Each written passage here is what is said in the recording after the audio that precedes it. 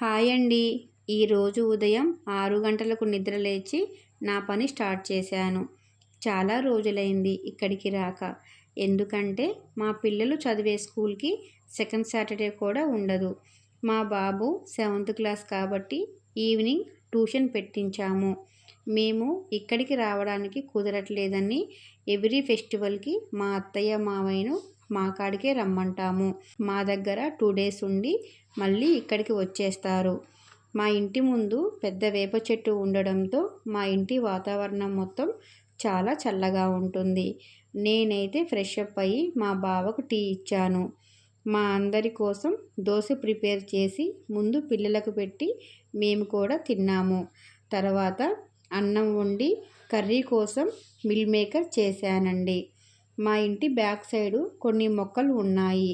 Evening మా బావ వాటికి నీళ్లు పెట్టిండు.